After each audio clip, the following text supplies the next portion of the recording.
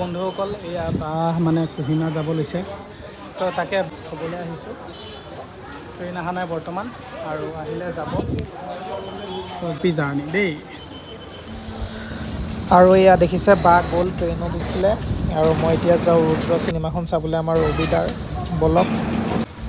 আৰু এইফালে চিনেমা চাবলৈ আহিলোঁ, অহাৰ পাছত টিকেট কাটিবলৈ আহিলোঁ, কিন্তু কি হ'ল জানেনে?